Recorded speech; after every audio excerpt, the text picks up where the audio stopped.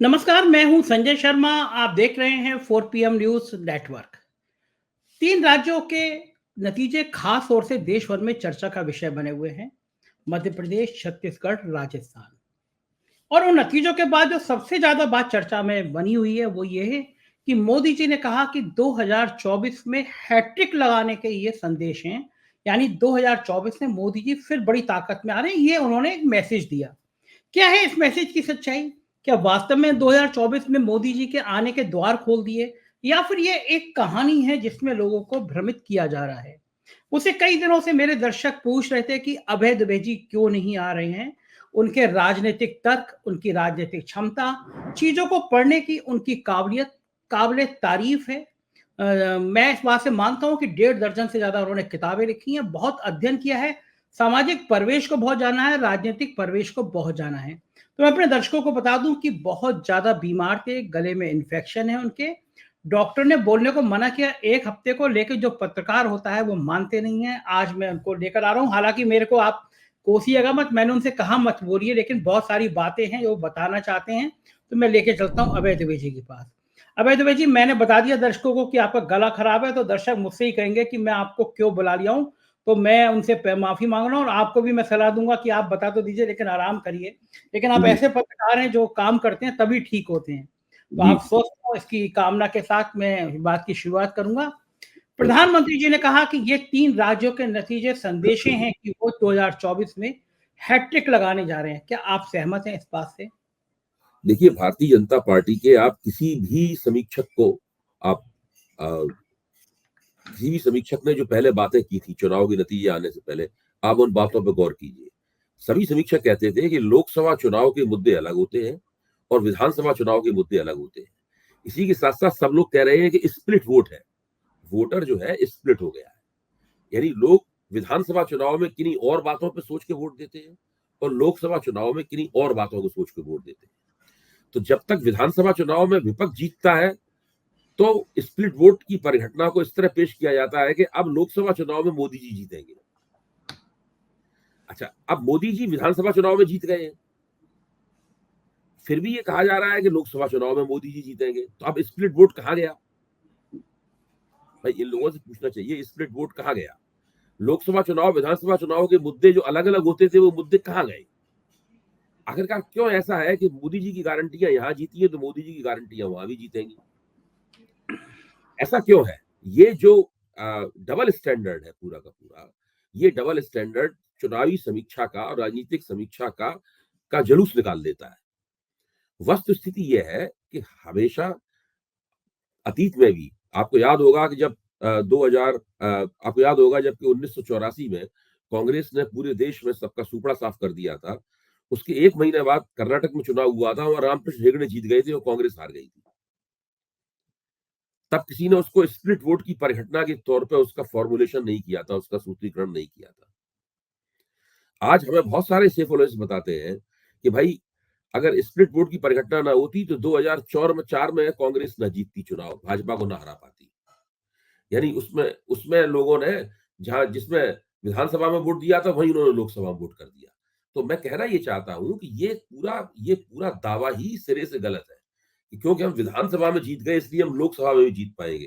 आप 2003 से सभी आप चुनावी देख लीजिए, योगेंद्र यादव ने इनकी एक लिस्ट बनाई है। उस लिस्ट में उन्होंने बताया है कि ऐसा कई दफा हुआ है कि कांग्रेस विधानसभा चुनाव हार गई लेकिन लोकसभा जीत गई। एक बार विधानसभा चुनाव जीत गई लेकिन लोकसभा में पीछे रह गई। इसी तरह बीजेपी जो है लोकसभा विधानसभा चुनाव में पीछे रही, लोकसभा चुनाव में आगे निकल गई। ये लगातार चलता रहता है क्योंकि 2018 में ऐसा हुआ था। इसी के आधार पे आप ये कह रहे हैं कि हम 2019 भी जीत जाएंगे। मेरा तो कहना है कि अगर अगर भाजपा इन 3 राज्यों में हार भी जाती तब भी यही कहा जाता कि मोदी जी 2024 जरूर जीतेंगे, क्योंकि उन्होंने 2019 में 18 में चुनाव जीतने के बावजूद 2019 जीत लिया था। अच्छा, अब गोदी मीडिया की समस्या क्या है कि मोदी जी की इसी बात को हर जगह टैगलाइन बनाया जा रहा है, हर जगह खींचा। ऐसा लगता है कि पूरा मीडिया बार बार जनता के सामने यही चीज परोस रहा है कि मोदी की गारंटियां ही 2024 का चुनाव जिताएंगी। कुछ चैनलों ने तो अपने कार्यक्रम पर नाम ही मोदी की गारंटी रख दिया है। तो एक तरह से सभी चैनल जैसे तैयार बैठे हुए हों जहां भाजपा चुनाव जीते और हम मोदी जी के प्रचार में जुट जाए। तो ये सब हो रहा है, इस बात का कोई मतलब नहीं है। सब कुछ इस बात पर निर्भर करता है कि विपक्ष की एकता कैसी होती है, विपक्ष क्या रणनीति अख्तियार करता है? और वो लोकसभा अलग चीज है, विधानसभा अलग चीज है। मैं इस बात को बार बार कहूंगा और सब लोग इस बात को देखेंगे भी कि चुनाव 2019 की नकल नहीं होंगे 2024 में। अभय जी, लोग इसलिए बम हैं कि किसी को अंदाजा नहीं था। अधिकांश एग्जिट पोल भी बता रहे थे कि कांग्रेस मध्य प्रदेश में, छत्तीसगढ़ में चुनाव जीतेगी, लेकिन इतनी बड़ी जीत आई है बीजेपी की, तो लोग लग रहे हैं कि ये सब मोदी मैजिक का हुआ। वहां पे शिवराज का चेहरा नहीं था, वहां रमन सिंह का चेहरा नहीं था, सिर्फ मोदी का चेहरा था। तो मोदी के चेहरे में इतना जादू है कि वो कहीं पे भी चुनाव जिता देते हैं। और कई चुनाव ऐसे होते हैं जो हारे जाते हैं। मैं अभी भी मानता हूं कि मध्य प्रदेश में चुनाव हारा गया है, मध्य प्रदेश में चुनाव जीता नहीं गया है। और इस बात को मैं ही नहीं कह रहा हूं, इस बात को यशवंत देशमुख जो सी वोटर चलाते हैं और सभी लोग, वो लोग सब ये मानते हैं कि कांग्रेस की स्थिति वहां पे मजबूत थी। जिस तरीके से कांग्रेस ने चुनाव लड़ा, उससे उनकी परिस्थिति लगातार गिरती चली गई कांग्रेस ने। और उस बात को बाकायदा उदाहरण देके विस्तार से बात की जाए, इस बात पर कल कभी आप अलग से कार्यक्रम करें, इसको साबित किया जा सकता है कि मध्य प्रदेश का चुनाव भाजपा ने जीता नहीं है, कांग्रेस ने हारा है। राजस्थान का चुनाव और भी ज्यादा नजदीक हो सकता था। राजस्थान में वैसे भी कांग्रेस ने सम्मानजनक सीटें प्राप्त की हैं। ये आप नहीं कह सकते कि 2013 में जो हुआ था वो हुआ है इस बार। तो मैं ये मानता हूं कि कांग्रेस ने, कम से कम मैं मानता हूं कि राजस्थान का और मध्य प्रदेश का चुनाव अपनी खराब चुनावी मुहिम के कारण वो लोग पराजित हुए हैं। और जहां तक छत्तीसगढ़ का सवाल है, छत्तीसगढ़ में इसकी जिम्मेदारी में कांग्रेस आला कमान में डालता हूं कि वहां की जो वास्तविक स्थिति थी, उस वास्तविक स्थिति को कांग्रेस आला कमान समझने में नाकाम रहा। कांग्रेस इससे कहीं जो जिसने प्रदर्शन किया है, उससे कहीं अच्छा प्रदर्शन कर सकती थी। इसके बावजूद भी आप देखिए, इन 3 चुनाव हारने के बावजूद भी कांग्रेस का प्रदर्शन इतना बुरा नहीं है, जितना कि मीडिया द्वारा बताया जा रहा है कि सूपड़ा साफ हो गया, मोदी ने चमत्कार कर दिया। ये सब नहीं है। आप वोटों के प्रतिशत देखिए। मध्य प्रदेश में वोटों का फर्क ज्यादा है, लेकिन राजस्थान में वोटों का कोई खास ज्यादा फर्क नहीं है, छत्तीसगढ़ में वोटों का फर्क नहीं है, और तेलंगाना तो कांग्रेस ने जीत ही लिया। हुआ यह है कि इन 3 राज्यों के पराजय ने तेलंगाना की जीत की जो चमक है ना, उसको थोड़ा-सा पीछे कर दिया। तेलंगाना में बहुत ही जबरदस्त जीत हुई है, बहुत ऐतिहासिक जीत हुई है। उस जीत का साउथ इंडिया की, दक्षिण भारत की राजनीति के लिए महत्व है। उस जीत का राष्ट्रीय राजनीति के लिए महत्व है। उस बात को समझे बिना लोग केवल इन्हीं तीनों राज्यों की जीत का गुणगान कर रहे हैं। अबे जी, एक चीज और है कि कांग्रेस के नेता डिमोलाइज हो गए हैं, हताश हो गए हैं। आपको नहीं लगता ऐसा? देखिए, हर जीत कुछ न कुछ निराशा लाती है, कुछ न कुछ हर पराजय कुछ न कुछ निराशा लाती है, कुछ न कुछ मनोबल का उसमें क्षय ज़रूर होता है। लेकिन कांग्रेस बहुत पुरानी पार्टी है। मोदी जी कब से कांग्रेस मुक्त भारत की बात कह रहे हैं। लेकिन कांग्रेस बार-बार पराजित भी होती है और बार-बार वापसी भी करती है। अभी जब कर्नाटक के और हिमाचल प्रदेश के चुनाव में जीत हासिल हुई थी, तो उसको एक तरह से देखा जाए तो बहुत बढ़ा-चढ़ा के भी पेश किया गया कि भाई अब ये जीत हो गई, अब ऐसी ही जीतें लगातार होती चली जाएँगी। तो भारतीय राजनीति काफ़ी जटिल है, ये चुनाव नतीजे बताते हैं। जो लोग बहुत उछल रहे होते हैं, लगातार राजनीति उसके नीचे से, अब बीजेपी को लग रहा है कि अब वो अपराजेय हो गई है। अब वो लगातार इसी तरीके से जीतती चली जाएगी। बीजेपी भी इस मुगालते में है, बीजेपी को भी उसका नुकसान होगा। देखिए, मैं कई बार कह चुका हूँ कि बीजेपी को लड़खड़ाने में केवल उसकी 31 सीटें हैं। अगर बीजेपी की 31 सीटें कम कर दी जाएँ, तो बीजेपी एक पार्टी के तौर पे अल्पमत की पार्टी हो जाएगी। और 31 सीटों कोई बहुत बड़ा वो नहीं है, आंकड़ा नहीं है 31 सीटें कम करने का। अपोजिशन अगर केवल बीजेपी की 50 सीटें ही कम कर दे, तो बीजेपी का खेल खराब हो जाएगा पूरी तरीके से। फिर उन्हें गठजोड़ सरकार बनानी पड़ेगी। फिर इन ये मोदी जी ऐसे मोदी जी ना हो के कुछ और मोदी जी होंगे। इन्हें अपने मुखौटे, अटल बिहारी वाजपेयी का मुखौटा लगाना पड़ेगा अपने ऊपर, वरना इनके साथ लोग आने के लिए तैयार नहीं होंगे, या जो आने की तैयार होंगे वो बहुत कड़ी सौदेबाजी करेंगे इनसे। आज ये सोचते हैं कि नवीन पटनायक के विधायक के एमपी इन्हें मिल जाएंगे, इन्हें जगन मोहन रेड्डी के एमपी मिल जाएंगे, और के चंद्रशेखर राव के एमपी मिल जाएंगे तेलंगाना में। तो वो इतना आसान नहीं होगा एमपी मिलना। जैसे ही उन्हें दिखाई पड़ेगा कि इसको इनको पूर्ण बहुमत नहीं प्राप्त हुआ है, उसके बाद तो फिर वो पूरा अपना सौदा करेंगे। राजनीति तो लेन देन का और सौदे का खेल है। बीजेपी मान रही है कि इस बार हरारत पे वो 350 क्रॉस करेगी। देखिए ये सब बीजेपी का प्रचार है, अब की बार 400 पार। ये अमित शाह के आने के बाद ये फिक्रेबाजी बहुत आम हो गई है, मतलब अब की बार 350 पार, ये सब बहुत होती है। और मीडिया की समस्या ये है कि वो इन्हीं बातों को बीजेपी, जैसे बीजेपी ने उससे कहा हो गया आप दोहराइए, उन बातों को दोहराने लगता है। बार बार बीजेपी के लोग मंच पे पेश किए जाते हैं, बार बार उनसे यही बात पूछी जाती है ताकि उसी बात का वो जवाब दें। बीजेपी का जो कैचमेंट एरिया है, यानी बीजेपी का जो प्रभाव क्षेत्र है, अगर आप उस प्रभाव क्षेत्र में नजर डालें तो साफ हो जाएगा कि बीजेपी के लिए 350 सीटें जीतना तकरीबन असंभव है। 400 सीटों की तो आप बात छोड़ ही दीजिए। तो कैसे आप जीतेंगे? आप अभी अभी की बीजेपी की जो 303 सीटें हैं, उन 303 सीटों की अधिकतर सीटें तो उन इलाकों से जीती गई हैं जिन इलाकों में बीजेपी ने 90% से ज्यादा स्ट्राइक रेट दिखाया है। कुछ सीटें उन इलाकों से जीती गई हैं जहां बीजेपी का स्ट्राइक रेट 46% है। अब बीजेपी उन सीटों उन उन जहां 90% ज्यादा स्ट्राइक रेट है, वहां और कितना इंप्रूवमेंट करेगी बीजेपी, कितना सुधार करेगी अपने आप में? 350 सीटों में वो 303 है तो 47 सीटें और कहां से आएंगी? पहली बात तो ये 350 वो तब जीत पाएगी जब 2019 का चुनाव जो था वो सारी सीटें जीत ले।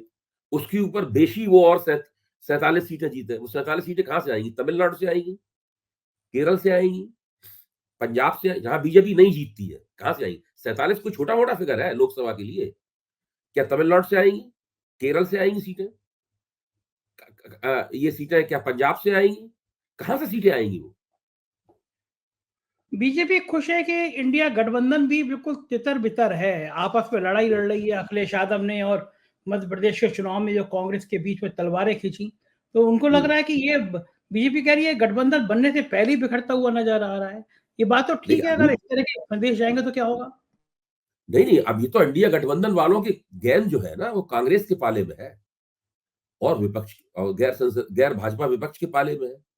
अब उनको चाहिए कि फुर्ती के साथ में जो जो डैमेज हुआ है विधानसभा चुनाव के लिए, और जो इंडिया गठबंधन की गतिविधियां ठप कर दी विधानसभा चुनाव की मुहिम का बहाना लेकर, वो चलाते रहना चाहिए था। मैंने 4 PM के मंच पे भी कहा, सब जगह कहा कि कांग्रेस ये गलती कर रही है, इसको चलाते रहना चाहिए था, ताकि इंडिया गठबंधन के लिए जो समस्या पैदा होती उन समस्याओं के बारे में वहां चर्चा होती रहती।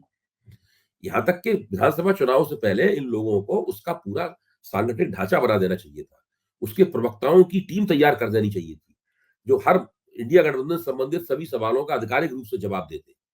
ये इन्होंने नहीं किया। इस बात में उसका लोगो वोगो सब बन जाना चाहिए था, उन्होंने लोगों के लिए तारीख भी घोषित की थी, नहीं कर पाए। तो ये जो कमियां रही हैं, इन कमियों को बहुत फुर्ती के साथ इन्हें दूर करना चाहिए। और अगर ये उसको नहीं दूर करेंगे तो उसी तरह मुंह के बल गिरेंगे जिस तरह 2019 में गिरे थे मुंह के बल। वो तो मदद कर देंगे मोदी जी की।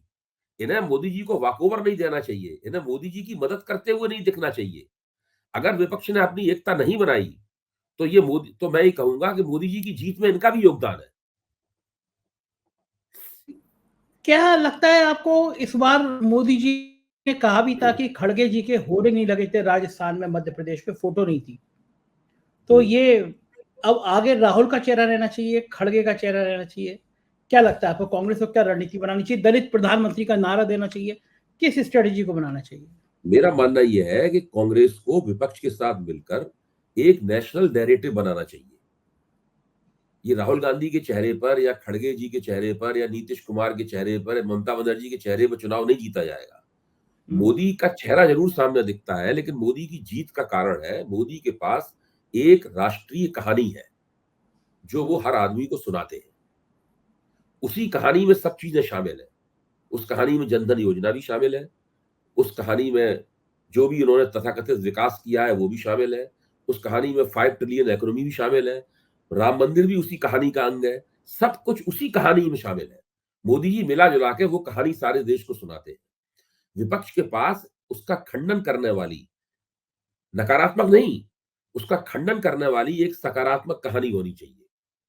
और वो कहानी बनाने और उसको सारे देश को सुनाने, यानी प्रचार के जरिए अभी विपक्ष का पर्याप्त समय है। अभी समय की कमी नहीं है विपक्ष के पास में। तो मैं ये कह रहा आप हूं कि ये ये इस बहस में पड़ने की बजाय कि पोस्टरों में किसका चेहरा हो, और कांग्रेस की तरफ से किसका चेहरा हो, विपक्ष की तरफ, ये सब बेकार की बातें हैं। अगर विपक्ष के पास एक ऐसी कहानी जो सारा विपक्ष एक साथ बोले, एक ऐसा न्यूनतम साझा कार्यक्रम जो उस कहानी का हिस्सा होगा, न्यूनतम साझा कार्यक्रम जिसके बाद विपक्ष की किसी पार्टी को अपना घोषणा पत्र बनाने की जरूरत न रहे। आपको ध्यान होगा जब एनडीए बना था तो भारतीय जनता पार्टी ने अपना घोषणा पत्र जारी करने से लालकृष्ण आडवाणी ने इनकार कर दिया था। उनसे पूछा गया क्यों, उसने कहा जो एनडीए का घोषणा पत्र है वही भाजपा का घोषणा पत्र। इसी तरीके से जो इंडिया का घोषणा पत्र होगा वो इंडिया में शामिल हर संगठन का घोषणा पत्र होना चाहिए। अगर ये नहीं होगा तब फिर ये होगा कि इनमें एकता किस बात की है।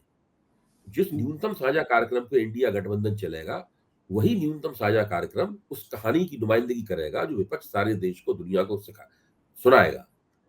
अब जैसे कि अगर उस तरह का ये सब पहले बन जाता ना तो विधानसभा चुनाव में उसकी परीक्षा हो जाती। ठीक कह रहे हैं। आज तो क्या हुआ है, अब राहुल गांधी कह रहे हैं जातिगत जनगणना, लेकिन जातिगत जनगणना का सवाल क्या कांग्रेसी कार्यकर्ता उठा रहा है? मेरे ख्याल से तो नहीं उठा रहा है कांग्रेसी कार्यकर्ता। या मतलब मोदी अदानी का सवाल है, भ्रष्टाचार का सवाल है, बेरोजगारी का सवाल है, महंगाई का सवाल है, क्या इन मुद्दों पर कहीं कोई फोकस है? नहीं है फोकस इन मुद्दों के ऊपर। दूसरा ये है कि ना अपनी जीतों से इन लोगों को अति उत्साहित होने की जरूरत है, ना अपनी पराजय से इनका मनोबल क्षीण हो जाए, इसकी भी आवश्यकता नहीं है। देश में हर राज्य अलग अलग किस्म का है। अब कर्नाटक को आप देखिए, कर्नाटक में कांग्रेस का संगठन भाजपा के संगठन से ज्यादा मजबूत है। कर्नाटक में कांग्रेस का पूरे कर्नाटक में संगठन का इवन यानी बिल्कुल समान रूप से प्रसार है। भाजपा केवल कुछ इलाकों की पार्टी है वहां। तो कर्नाटक में, और उसके पास एक अहिंदा नाम की एक रणनीति है। अहिंदा नाम की रणनीति का जातिगत जनगणना की रणनीति से सीधा ताल्लुक है। तो इन चीजों को लागू करना, जिन चीजों को आप कहते हैं उन चीजों को आप कम से कम अपने कार्यकर्ताओं के जरिए जमीन पे उतारिए ना। ये कौन काम करेगा?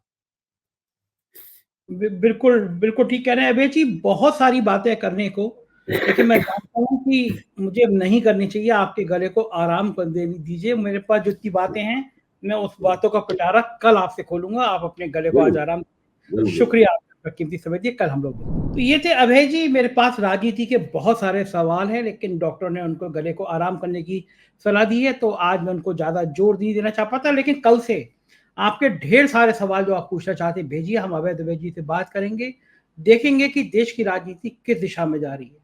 अपनी राय से अवगत कराइएगा, चैनल को ज्वाइन कीजिएगा, सब्सक्राइब करिएगा, प्यार बनाए रखिएगा। शुक्रिया, थैंक यू।